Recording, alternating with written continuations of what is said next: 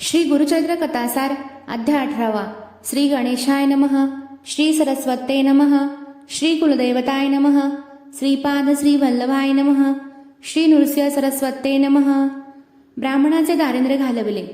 नामधारक सिद्धयोग्याला म्हणाला, महाराज, श्री गुरु नृसिंह सरस्वतींचे चरित्र इतके श्रवणीय आहे की ते कितीही ऐकले तरी मनाचे समाधान होत नाही। तरी कृपा करून पुढील कथा सांगा।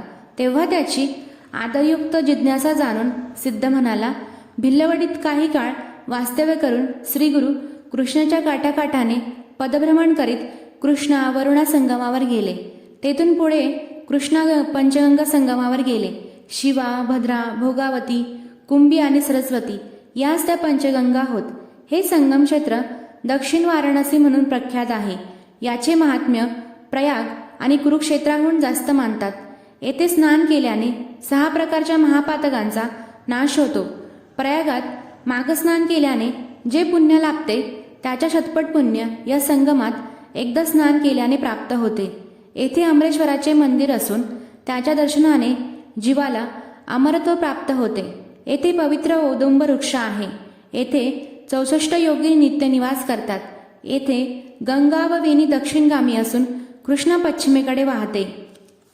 येथील संगम षटकुळात शुक्लतीर्थ, पापविनाशी तीर्थ, काम्यतीर्थ, सिद्धवरत तीर्थ, प्रयागतीर्थ, शक्तितीर्थ, अमरतीर्थ व कोटीतीर्थ अशी 8 तीर्थे आहेत।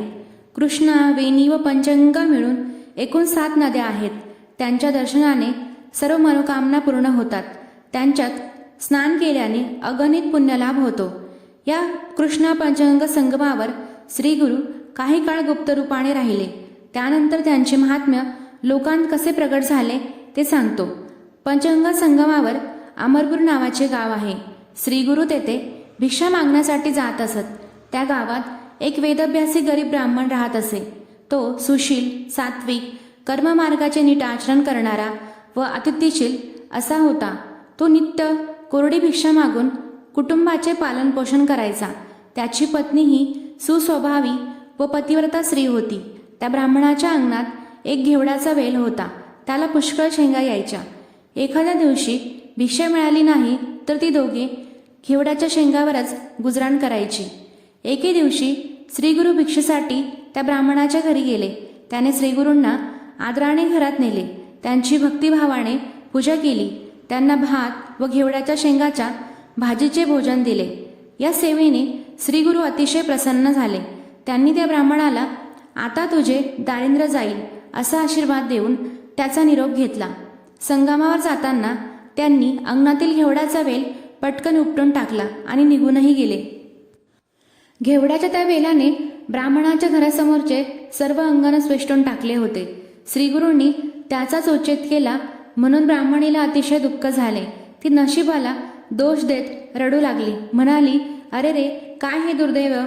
त्या यतीला आम्ही काय त्रास दिला म्हणून त्याने आमचे अन्नच तोडून टाकले। हे तिचे बोलणे ब्राह्मणाला रुचले नाही। तो रागावून म्हणाला, यतेश्वरांना दोष देऊ नको। सर्व विश्व त्या महादेवाच्या अधीन आहे। आपले प्रारब्ध जसे आहे तसेच सर्व घडत असते। ते घडवून आणण्यासाठी तोच कोणाला तरी निमित्त करतो। परमेश्वराने आधी अन्न तयार केले आणि त्यानंतर स्थूल सूक्ष्म अशी 84 लक्ष जीवसृष्टी निर्माण केली। तो सर्वांना समदृष्टीने पाहतो। प्रत्येकाच्या अन्नाची यथायोग्य व्यवस्था करून सृष्टीचे पोषण करतो। पूर्वी जन्मी आपण जी काही बरी वाईट कर्मे केलेली असतात त्याचीच परिणिती म्हणून या जन्मात सुखदुःखे प्राप्त होत असतात। जे पेरावे तेच उगवते। मग त्यासाठी इतरांना दोष कशासाठी द्यायचा? त्या यतीश्वरांनी आपल्याकडे भोजन केले हे आपले सद्भाग्य। त्यांनी आपल्याला दारिद्र्यमुक्तीचा आशीर्वाद दिला। असे असताना तू त्यांच्याबद्दल अनुचित बोलणे योग्य नाही। त्यानंतर ब्राह्मणाने तो सर्व वेल एकत्र करून नदीच्या पात्रात टाकला। त्या वेलाचे मूळ खूप खोलवर गेले होते। ते तरी कशाला ठेवायचे म्हणून तो जमीन खणू लागला। त्याने वेलाचे मूळ उपटून काढले तेव्हा त्याखाली एक कुंभ सापडला। त्याने तो घरात नेला। त्याच्या तोंडावरची वेळणी सोडली तर काय आश्चर्य, त्यात भरपूर द्रव्य भरलेले होते। ब्राह्मण व ब्राह्मणीच्या आनंदाला पारावार उरला नाही। श्रीगुरु आमच्यावर प्रसन्न झाले। त्यांनी आमचे दैन्य घालवले। ते ईश्वरी अवतार आहे असे म्हणून ते दोघे यतीश्वरांचा जय जयकार करू लागले. त्यानंतर ते दाम्पत्य संगमावर गेले. त्यांनी श्रीगुरूंना कृतज्ञतेने वंदन केले, त्यांची पूजा केली व घडलेला सर्व प्रकार सांगितला. तेव्हा श्रीगुरू म्हणाले, या घटनेची कोठेही वाच्यता करू नका. जर बोललात तर आलेली लक्ष्मी निघून जाईल. माझ्याबद्दलही काही सांगू नका. तुमच्या वंशात लक्ष्मी अखंड नांदेल. तुमचे पुत्र पौत्र सुखात व आनंदात राहतील. ते ऐकून ते दाम्पत्य धन्य झाले. श्रीगुरूंचा निरोप घेऊन घरी परतले. नामधारका, ज्यांच्यावर गुरुकृपा होते त्यांच्या घरी दैन्य राहतच नाही. म्हणून ज्याचे देव चांगले नाही त्याने श्रीगुरूंना शरण जाऊन त्यांची भक्ती करावी. गुरुकृपेने इहपरलोकी सौख्य प्राप्त होते. भक्तांचे कल्याण होते. अध्याय 18 समाप्त. फलश्रुती. हा अध्याय नित्य श्रवण व पठन केल्याने संपत्तीचा लाभ होऊन दारिद्र्य नाहीसे होते. श्री गुरुदत्तार्पणमस्तु.